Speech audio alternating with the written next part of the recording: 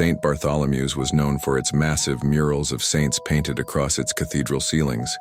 People would come from all over the country to marvel at their beauty. Angels and saints depicted with such lifelike detail that they seemed ready to step out of the painting. I never liked them. Their eyes seemed too focused, following me whenever I moved through the pews. It was like they could see into my soul, scrutinizing my every thought. I couldn't tell anyone this, of course. It sounded crazy. But after I started working as the night caretaker for the church, those feelings worsened. My first week on the job was uneventful, but the second week, the paintings changed. It was subtle at first, a saint's hand outstretched differently, or an angel's head tilted slightly. The more I passed beneath them, the more glaring the differences became. What should have been serene, comforting expressions now seemed stern, almost menacing. One night, as I was polishing the altar, I felt it, the distinct sensation of being watched. Slowly, I looked up and froze. All of their eyes were on me, not just in the lifelike way I'd always feared, but literally. Every saint, every angel, their painted eyes swiveled in unison to track my movements. "Beautiful, aren't they?" A voice spoke behind me. I spun around, but no one was there. The lights flickered, and the temperature dropped so drastically that I could see my own breath. Suddenly, the mural figures began shifting. Wings fluttered. Hands extended. I swore I heard the faint rustle of fabric as one of the saints stepped forward from the ceiling. Its once kind face twisted with rage, its finger pointing accusingly at me. "You were never worthy to walk these halls," it boomed, a voice that shook the very ground beneath me. Panicking, I bolted for the door only to find it locked tight. I banged and screamed until my knuckles bled. When I turned back, the entire mural was in motion now, a whirlwind of saints, angels, and demons descending upon me. I blacked out. When I woke up, I was lying in the pews as sunlight filtered through the stained glass. Everything looked normal again, but to this day, I can feel their eyes burning into the back of my neck anytime I pass a church. Don't forget to like and subscribe. I spent a summer restoring an ancient monastery in Europe. Beneath the crumbling stone structure was a crypt, sealed off for centuries due to unexplained incidents. Despite warnings from the locals, my team's curiosity got the best of us. We pried open the sealed door only to find it disturbingly well preserved. Rows of skulls lined the walls, and faint whispers echoed in the air. As we ventured deeper, the whispers turned to voices. One by one, my teammates started behaving strangely. One claimed to see shadowy monks following us, while another insisted someone was pulling his jacket. I finally turned to leave when I noticed the names etched into the walls. They matched the names of my team even though we had only arrived weeks ago. We fled the monastery that night, never finishing our work. To this day, I hear whispers in my dreams, repeating those names. St. Angela's Cathedral had always been a place of solace for me. After losing my wife, I found myself sitting in the back pew nearly every evening, finding comfort in the routine of confession. One night, I approached the confessional booth and found the priest unusually silent. I began confessing my sins, a minor argument with my boss, impatience with a neighbor. But then I was interrupted. "You're not being honest," the voice growled, sharp and inhuman. My blood turned cold. "There are darker sins, secrets even you won't admit." I froze. The voice on the other side began describing events from my past that I hadn't told a soul, things I wasn't proud of. As I tried to leave, the door wouldn't budge. Suddenly, the confessional's small window slid open. Instead of the kindly priest I expected, two glowing red eyes stared at me. "Confess it all," the voice demanded. I blacked out, waking hours later to find the church empty. I left St. Angela's that night and never returned. Weeks later, the building caught fire and burned to the ground. Investigators found the confession booth completely untouched, though no one could explain how. As a child, I sang in the choir of an old Gothic church in my hometown. The music was breathtaking, the way the harmonies echoed through the vaulted ceilings. But as we grew older, we started noticing strange things. We practiced weekly, and every now and then, we heard an extra voice, soft, delicate, and otherworldly. No matter how hard we looked, we could never find the source. One night, the choir director had us stay late to prepare for the upcoming Easter service.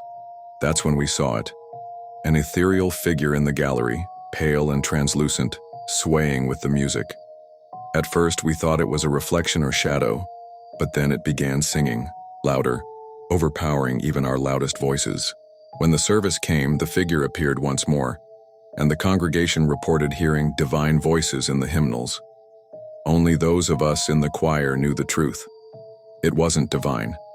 It was something else entirely. To this day, every Easter, the hymnals are accompanied by a ghostly soprano, haunting the church and anyone who listens.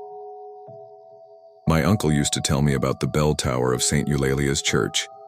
He worked as a custodian there for decades, sweeping the empty halls, polishing the pews, and ringing the bells for morning mass.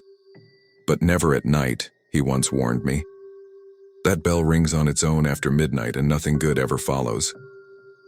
I always laughed it off as an old man's tall tale, but one summer, curiosity got the better of me. After my uncle passed, St. Eulalia's sat abandoned for years, its bell tower looming like a crooked finger against the sky. One July evening, with nothing but a flashlight and a sense of adventure, I broke in. The chapel below was eerily silent, the smell of wax and rot thick in the air. Dust motes drifted in the faint moonlight, and each creak of the wooden floor echoed unnaturally loud. The ladder to the bell tower was bolted to the far wall, surrounded by ancient, rusted machinery.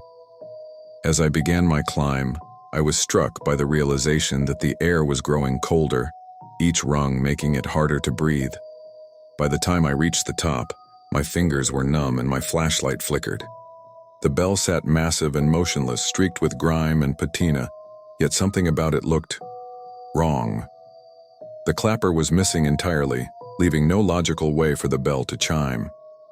I turned away, and that's when it happened. The first deep, resonant gong echoed so loudly that I nearly fell off the ladder. "Who's there?" I shouted, gripping the beam above me as the sound shook my teeth. A second gong followed, then a third, until the entire tower trembled with each strike. Shadows seemed to dance across the stone walls as though summoned by the sound. And then, the screaming began. The cries weren't human. They were shrill and layered, like 1,000 tortured voices pleading all at once. Something shifted in the corner of my eye.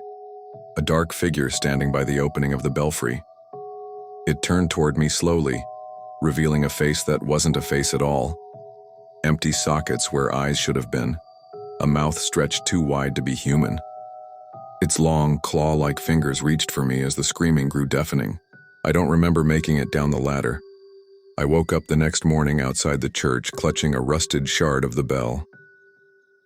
People tell me that every year on the anniversary of my uncle's death, St. Eulalia's bell rings out at midnight, even though the tower is still missing its clapper. St. Dominic's Catholic school had long been considered haunted, but most of its teachers dismissed the rumors as childish superstition. "Kids will see monsters anywhere," they'd say. But anyone who spent a full night in that building knew the truth. Something sinister lingered within its chapel. I took a job there as a music teacher, fresh out of university, eager for work. The school's funding had been cut in half, so I taught all grades in one massive class. The chapel's organ became my primary teaching tool, a monstrous instrument with pipes that reached high into the rafters. Then there was Henry, the quiet boy who always stayed late after rehearsals. His angelic soprano voice seemed untouched by puberty, standing out starkly against the raspy tenor voices of the older boys. Henry rarely spoke, but I found him humming hymns under his breath when he thought no one was listening. I encouraged him to sing more, and he often lingered after class, pouring his heart into haunting melodies that didn't seem entirely his. Weeks passed before I learned the school's secret. No boy named Henry was enrolled there. Administration shrugged it off as a miscommunication, but when I confronted the class about it, they all denied seeing or speaking to him. One evening after everyone left, I heard the organ playing a low, somber tune, echoing eerily through the chapel. My blood ran cold as I followed the sound and saw Henry sitting there. His back was turned to me, his small hands gliding over the keys effortlessly. "Henry!" I called out, my voice trembling. He turned, and I finally saw him clearly in the flickering candlelight. His face was pale and gaunt, his eyes sunken yet burning with an unnatural glow. "You shouldn't have brought me back," he whispered, his voice sounding deep and distorted, nothing like his usual sweet tone. The air around me turned icy as he stood, and the candles snuffed out one by one. I ran blindly into the darkness only to trip and fall just as the organ burst to life again, blasting a violent, discordant tune. I've never gone back to that school, but sometimes on cold, quiet nights I swear I can hear Henry's hymn floating through the wind.